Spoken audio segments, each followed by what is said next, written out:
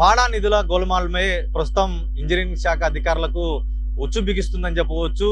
కూటమి ప్రభుత్వం వచ్చిన తర్వాత గత వైసీపీ ప్రభుత్వంలో పురుడు పోసుకున్న పాడా సంస్థ పైన కూడా అనేక అవినీతి ఆరోపణలు బహిర్గతమవుతున్నాయి. ప్రధానంగా కూటమి ప్రభుత్వంలో గత వైసీపీ ప్రభుత్వంలో చేసినటువంటి పాడా అభివృద్ధి పనుల మీద కూడా అనేక ఫిర్యాదులు కూటమి నేతలు చెప్పడంతో ప్రస్తుతం ప్రభుత్వం కూడా చాలా సీరియస్ గా అయింది.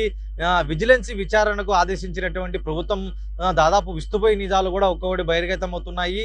ఎందుకంటే పులివెందుల అభివృద్ధి డెవలప్మెంట్ సంస్థ అయినటువంటి ఇక్కడ ఓవరాల్ గా పాడా సంస్థ చేపట్టినటువంటి కోట్ల రూపాయల పన్నుల్లో కూడా పెద్ద ఎత్తున అవినీతికి పాల్పడినారంటూ దాదాపు ఇంజనీరింగ్ శాఖ అధికారులు కూడా కళ్ళకు గంతలు కట్టుకున్నట్టు వాళ్ళ సంతకాలు చేయడంతో పాటు కాంట్రాక్టర్లు ఎవరైతే పనులు తగ్గించుకున్నారో పెద్ద ఎత్తున వాళ్ళు ఇక్కడ పనులు చేయనప్పటికీ కూడా పనులు చేసినట్టు కొన్ని పనులు పూర్తి చేసి బిల్లులు మంజూరు చేసుకున్నారు.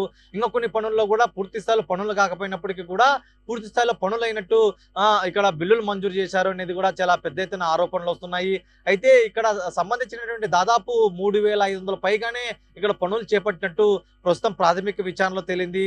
అందులో ఇప్పటికే దాదాపు 2,500 పనులు సంబంధించినటువంటి 10 కోట్ల రూపాయలు వ్యత్యాసం కనిపిస్తుంది. పెద్ద ఎత్తున 10 కోట్ల రూపాయల మేర ఇక్కడ అవకతవకలు బహిర్గతం అవుతున్నాయని చెప్పి ప్రస్తుతం ప్రాథమిక అంచనా మేరకు ఇక్కడ విజిలెన్స్ విచారణలో కూడా బహిర్గతం కావడంతో ప్రస్తుతం ఎంత మేర ఇక్కడ పాడాలో ఇక్కడ నిధులు గోల్మారనేది కూడా ప్రధానమైనటువంటి ఆరోపణలు వస్తున్నాయి. అయితే కూటమి ప్రభుత్వం కూడా చాలా సీరియస్ గా అవుతుంది.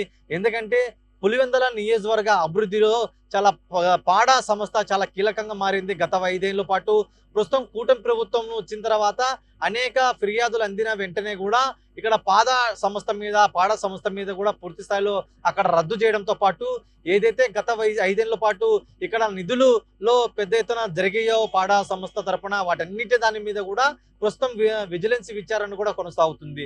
ప్రాథమికంగా లోతైన దర్యాప్తు కొనసాగుతున్నప్పటికీ కొంత 10 కోట్ల రూపాయల మేర ఇక్కడ అవకతవకలు జరిగాయని చెప్పి పూర్తి స్థాయిలో ఆధారాలతో సహా ఇక్కడ విజిలెన్స్ విచారణ అధికారులు కూడా ఇక్కడ ప్రభుత్వానికి నివేదిక అందించడంతో పాటు మరి కొంత లోతైన దర్యాప్తు చేస్తే ఇక్కడ బహిర్గతం అయ్యేందుకు కూడా ఇక్కడ ఆస్కారం ఉంటుందనేది కూడా కొంత సమాచారం ఉంటుంది. ఎందుకంటే పాడాలో ఇక్కడ తాగునీటి కానీ డ్రైనేజ్ కానీ సీసీ రోడ్లు కానీ ఇక్కడ ప్రతి పని కూడా పాడా సంస్థనే చాలా ప్రతిష్టాత్మకంగా చేపట్టడంతో పాటు ఇక్కడ అధికారులు సైతం కూడా తూతు మంత్రంగా కంతకాలు పెట్టడంతో పాటు పెద్ద ఎత్తున ఇక్కడ కాంట్రాక్టర్లకు వరంగా మారడానికి కాంట్రాక్టర్లకు ప్రజాధనాన్ని అప్పనంగా దోచిపెట్టడానికి ఇక్కడ ఇంజనీరింగ్ శాఖ అధికారులు చాలా కీలకంగా మారారు అని చెప్పి ప్రాథమికంగా అంచనా వేశారు.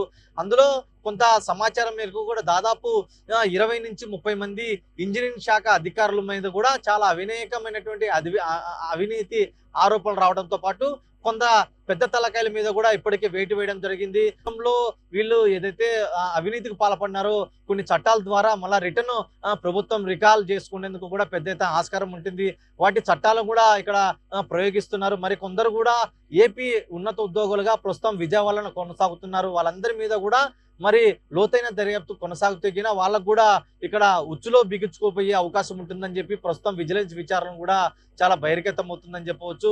అయితే నిష్పక్షపాతంగా ప్రస్తుతం ఏదైతే విజిలెన్స్ విచారణ కొనసాగుతుందో ఇందులో దాదాపు 10 కోట్ల రూపాయలు ప్రస్తుతం ప్రాథమికంగా తొలి విడతలో ఒక అవినీతికి ఆరోపణలు కూడా బహిర్గతం కావడంతో పెద్ద ఎత్తున అవకతవకలు జరిగాయని చెప్పి ప్రాథమికంగా తెలియడంతో పాటు ఇక్కడ ఇంజనీరింగ్ శాఖ అధికారులు కూడా చాలా కీలకంగా మారారు. వాళ్ళ అనుమతితోనే వాళ్ళ మద్దతుతోనే ఇక్కడ 100 కోట్ల రూపాయలు పక్కదారి పట్టించడంలో కాంట్రాక్టర్లకు పెద్ద ఎత్తున వీళ్ళే నేరుగా సహాయపడినారనేది కూడా ప్రాథమిక విచారణలో తేలింది.